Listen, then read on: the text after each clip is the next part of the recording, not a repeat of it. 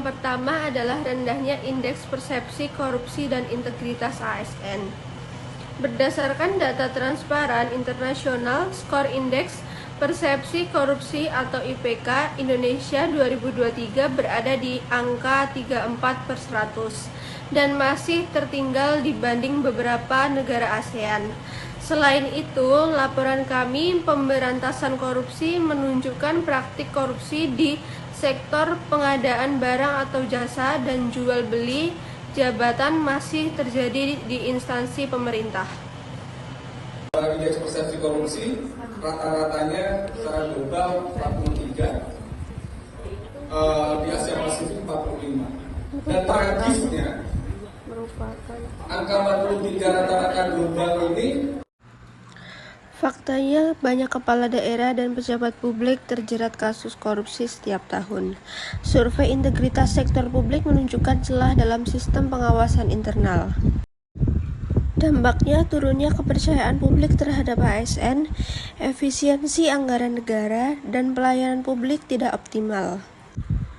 Kaitannya dengan manajemen ASN dan Smart ASN, yang pertama, manajemen ASN-nya belum sepenuhnya berbasis merit system, dan Smart ASN-nya menuntut integritas, profesionalisme, dan penguasaan teknologi untuk transparansi layanan.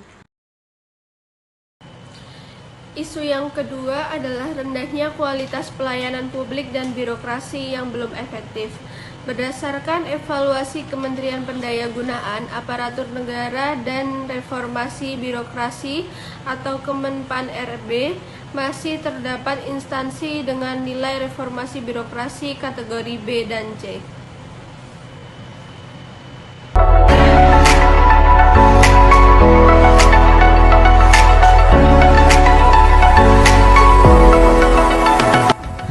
Fakta dan datanya, proses layanan masih lambat dan berbelit. Indeks kepuasan masyarakat di beberapa daerah masih rendah dan digitalisasi belum merata di seluruh instansi. Dampaknya, hambatan investasi dan pertumbuhan ekonomi, ketidakpuasan masyarakat terhadap pemerintah, dan efisiensi kerja ASN. Kaitannya dengan manajemen ASN dan Smart ASN, kompetensi ASN belum merata. Smart ASN mensyaratkan literasi digital, networking, dan pelayanan berbasis teknologi. Isu yang ketiga adalah ketimpangan kompetensi dan literasi digital ASN. Transformasi Digital Nasional atau SPBE belum diimbangi dengan kompetensi digital ASN.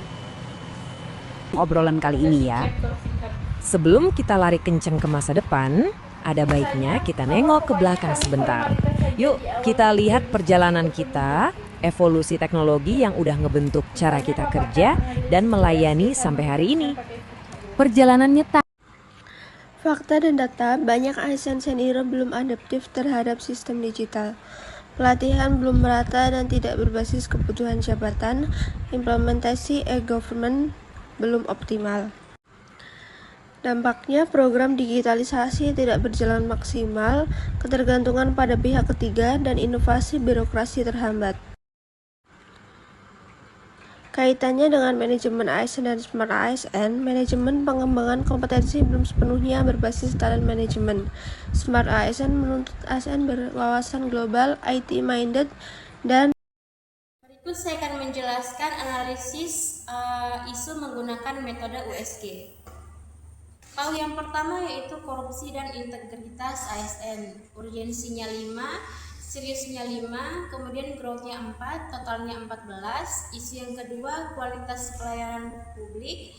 Di sini urgensinya 4, seriusnya 4, growth-nya 4, dan totalnya 12. Kemudian isu yang ketiga ada literasi digital ASN. Di sini urgensinya 4, seriousness-nya 3, kemudian growth-nya 5, totalnya 12.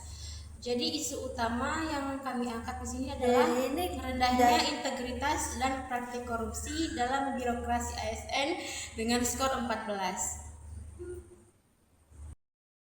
Alasannya yang pertama berdampak sistemik, yang kedua menghambat reformasi birokrasi, yang ketiga menggerus kepercayaan publik, yang keempat berpotensi terus berkembang jika tidak ditangani.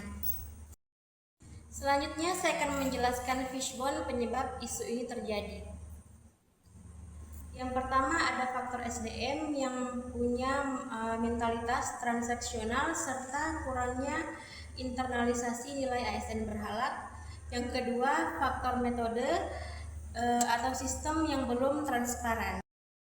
Selanjutnya faktor material, di sini terdapat celah aturan dalam pengadaan serta sanksi kurang memberikan efek jerah. Kemudian yang terakhir ada faktor environment atau lingkungan yang budayanya permisif terhadap gratifikasi dan tekanan politik dalam jabatan. Alternatif dan gagasan utama penyelesaian. Gagasan utama berisi tentang penguatan sistem merit dan digitalisasi transparansi yang berbasis Smart ASN. Alternatif solusinya yaitu yang pertama, penguatan merit system. Merit system adalah kebijakan dan manajemen ASN yang didasarkan oleh kualifikasi, kompetensi, dan kebijakan kinerja secara adil tanpa adanya diskriminasi. Penguatan merit system dapat dilakukan dengan seleksi dan promosi jabatan berbasis kompetensi, digital talent pool ASN, dan juga audit berkala oleh lembaga independen. Yang kedua, ada digitalisasi pengawasan. Digitalisasi pengawasan merupakan penerapan teknologi informasi dalam sistem manajemen dan pengawasan ASN. Digitalisasi pengawasan dapat dilakukan dengan transparansi pengadaan yang berbasis pengadaan elektronik, integrasi sistem keuangan dan pengawasan internal, dan juga dashboard kinerja ASN yang berbasis data real-time. Yang ketiga ada penguatan integritas ASN yang dapat dilakukan dengan pendidikan anti korupsi yang berkelanjutan, reward yang berbasis kinerja dan integrasi, dan juga penerapan zona integritas di seluruh instansi. Yang keempat, ada pengembangan Smart ASN yang dapat dilakukan dengan pelatihan literasi digital dan juga etika digital, talent management yang berbasis kompetensi, dan juga penguatan core values ASN berakhlak. Solusi strategisnya yang pertama yaitu penguatan sistem merit. Solusi strategisnya yang pertama yaitu penguatan sistem merit. Yang kedua, mengintegrasikan digital pemerintah. Yang ketiga, membangun budaya integritas. Yang keempat, mewujudkan Smart ASN yang profesional, adaptif, dan juga berintegritas.